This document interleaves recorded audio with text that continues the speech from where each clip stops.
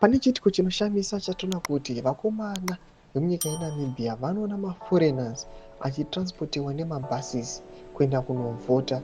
Hazvipere mushe, panguva ino vakomana veNamibian, the Namibian Times, vauya vachivhura hombe vachiburitsa evidence iyi. Zvatakuona kuti zvakamboitika kuMozambique vakomana aka zvekuti vanhu vekune imwe foreign land vanouya vachinovhota munyika yavo zvinenge zvakudzokoreka zvekare muNamibia. Saka mene mashoko amunonyorwa panapa ndochibva subscribe like what on the bed kuti mune Namibian panapa sezvamuri kuona vakomana vanouya vanyora vachiti disgruntled supporters of the opposition parties have complained about Swapo supporters allegedly being transported from the Kavango region to vote in Oshakati on Saturday.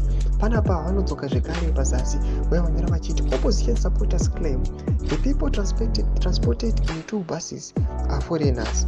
Oshana police have since deployed 11 members of the special reserve force to disperse the crowd.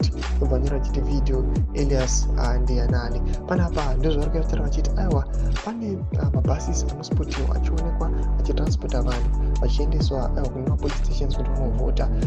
Pakutanga vakaona sekunge aiwa ma-ordinary citizens emunyika yeNamibia sekuspotwa kwakonekwa vachitransportiwa neSwapo, but vanozoona kuti aiwa these are not Namibians, they are foreigners. We don't know kuti maforeigners ekupi, they did not expose, hatisi kuziva, but according to history aiwa munongoziva kuti nyika yeZimbabwe ine maforeigners sezvamunoziva kuti maZimbabweans they are foreigners kuMozambique, sezvamunongoziva kuti vakaonekwa chicasta their votes nyika yeMozambique zvakashamisa vanhu aiwa nema-international observers kuti aiwa zvii zvakadai zvinonyadzisa zvinoitika. Zvatakuona zvinoitika zvekare muNamibia. Tudze maforo enyu muri kudii pamusoro pechitiko ichi? Apinda comment section yedu, subscribe like, turn on the bell.